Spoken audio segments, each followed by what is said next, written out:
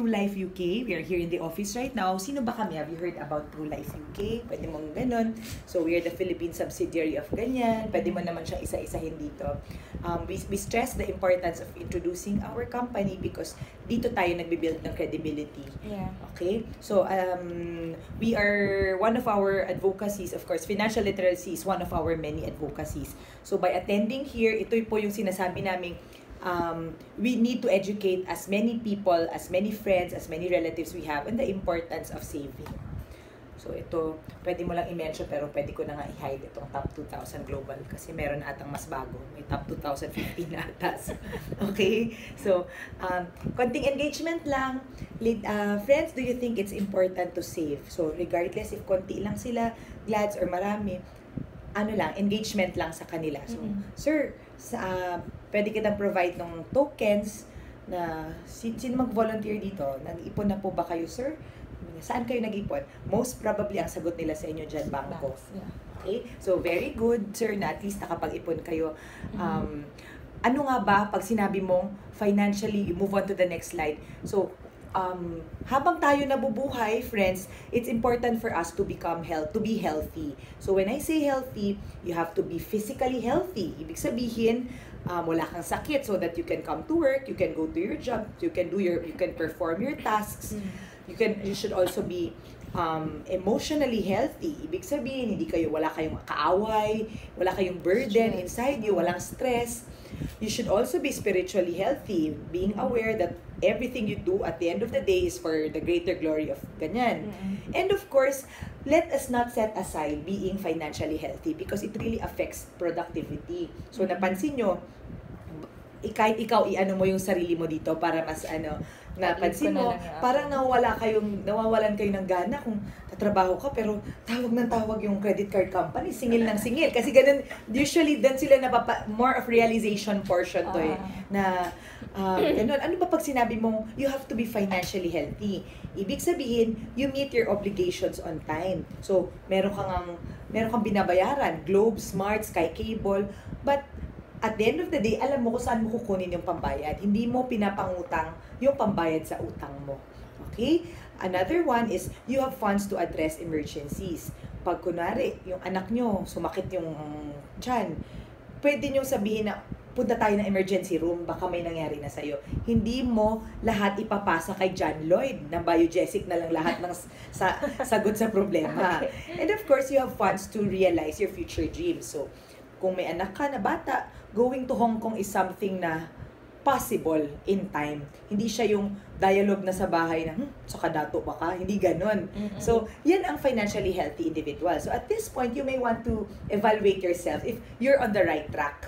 Because if you're not, that's well and good, okay lang. Because the first thing, attending this session is actually the first step towards financial freedom. Okay? Marami sinabi, yun lang pala yung...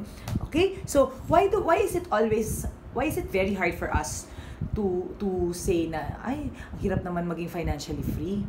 Okay? Because, even I myself, again, you place yourself inside kung ano man yung, kumbaga, you're not different from them. Yeah. We always have a continuous struggle between our needs and wants. Alam naman natin sa sarili natin na importante mag-ipon.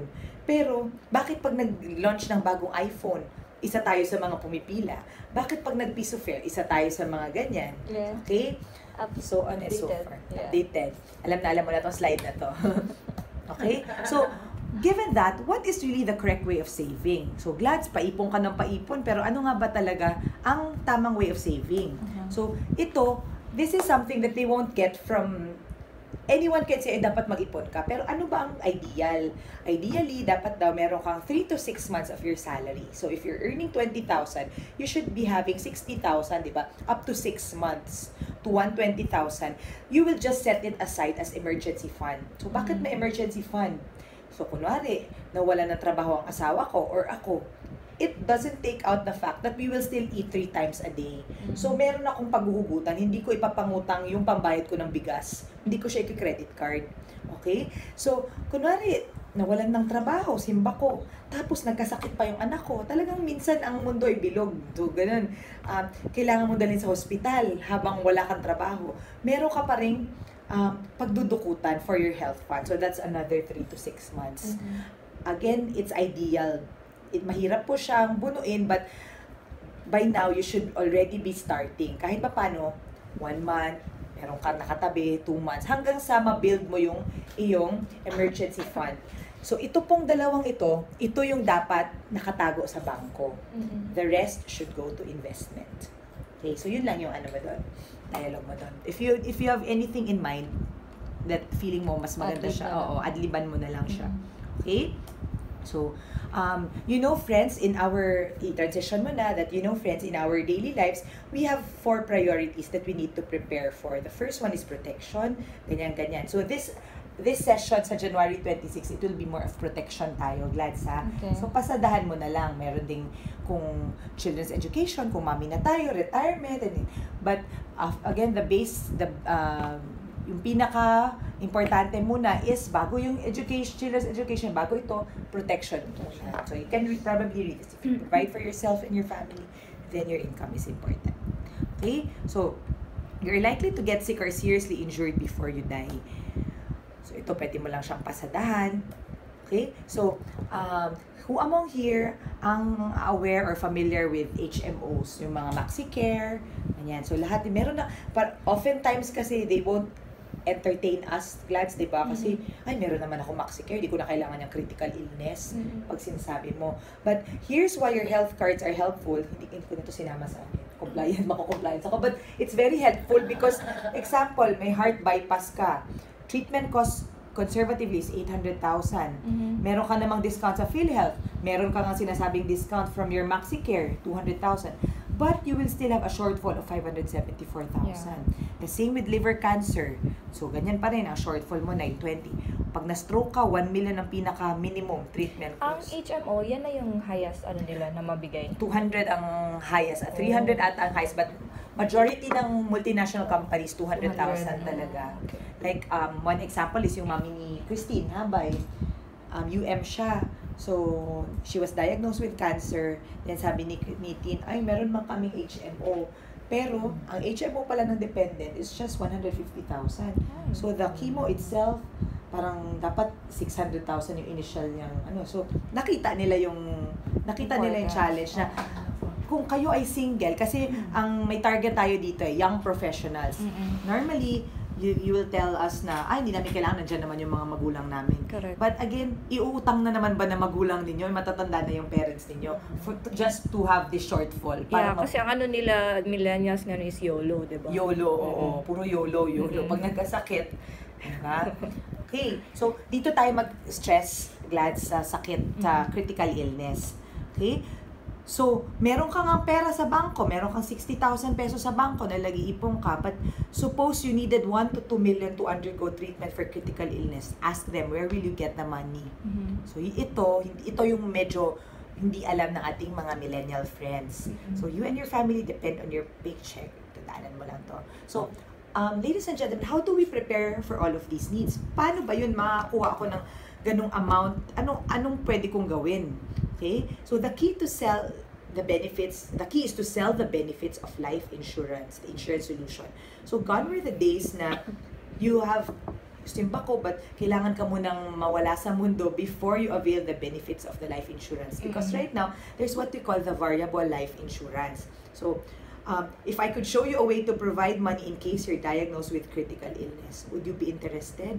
So, sila, medyo dapat at this part, ano nga ba ang... May realization. Oo. So, dito ko isisingit yung example. Meron ako updated ito. For example, you normally save. Sasabihin mo, Gladys, meron naman ako talagang savings, 4,000 a month. So, times 12, it will give you 48,000. But, if you're diagnosed with critical illness, after a year, yung 48,000 plus interest na nilalagay mo sa bangko, you're left with zero. Sometimes, may utang pa. Most of the time, may utang pa. But, ibahin nyo, kasi nga sinabi ko may variable life insurance na ngayon. Yung 4,000 nyo will give you times 12, 48,000. But if you're diagnosed with critical illness anytime, ayan mo na yung benefit. You have, i-stress mo lang na this is for a 30-year-old illustration purpose only. So, it would depend on how much you can afford, and the bigger the benefit, the bigger. Parang ganun, mo lang siya. Okay, so meron kayong emergency fund. At the same time, pag hindi mo naman na gamit yung critical illness mo, pwede siyang mapunta sa isang investment component in which your money grows. Yes. So, pwede siyang gamitin as an education fund, pwede mo siyang gamitin as retirement fund. You just give the concept. Yeah. And lastly, as this is an insurance product, kung meron mang mangyari sa'yo, the beneficiaries will also receive a benefit. Or So, estate tax. Oo, pwede yung ganon. Okay? So ito, para siyang BYB, siningit ko lang to because marami kasing, ang tendency kasi is, millennials, hindi nila, magkwento ka na magkwento, mawawala yan. But if you give this slide to them, makikita nila may comparison, pwede siyang makakatch ng attention. So I got this from the BYB slide. So, where do you think, which is the better way to save? So, sasagutin nila ProLife UK. Again, friends, ito po ay don't limit yourself to 4,000 because kung ano po ang kailangan nyo, ano yung kaya ninyo, pwede natin siyang gawan ng paraan. Yeah, especially ngayon, yung sa mga genes, diba? Alam na nila kung history nila is may cancer. So, kailangan right now, mag-start na sila ipon. Oo, totoo.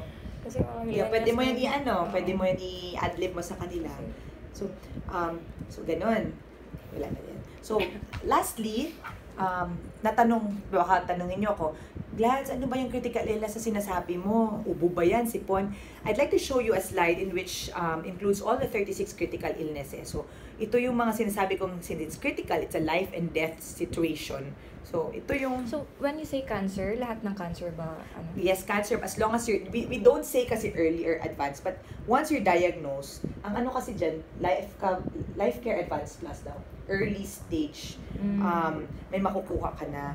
Pero, when I checked with the marketing, ano ba ang LCB? Kaya nga sa akin, mag-LCB ka muna. Because ang LCB, they really give it to you once you're diagnosed. Oo, diagnosis naman talaga. Hindi lang, safe lang sila. Hindi lang sila nagsasabi na, dapat stage 3. May ganun kasi ako narinig dati. Pero kasi ang LCB, di ba, kinukuha sa ano mo? Oo. Whereas yung, ano yung isa, CCD. yung mas higher... LCAP. On top On of top. accelerated and non-accelerated. Accelerated, yeah. Yun siya, Glads, ano na siya, more of pag individual na kayo mag-uusap nun. Huwag mo muna siya i-discuss sa ano, Yes, para hindi malito. Basta ano mo lang na may ganung 36 benefit yan. tayo. Okay? So, ganun. So, again, it all starts with discipline and saving. Saving should be your first expense. So, wala na yan. Dito na. So, again, we are ProLife UK, and if you have questions, our friends here have invited you. Feel free to let them know kung you're interested with the product or ganun. Kung ano man ang gusto ninyo, please let us know, and we can actually find a way to help you. Yeah. Okay, so with that, thank you very much. Yun lang, super quick lang siya talaga. Ay, kaya na. Kaya? Yep, because I...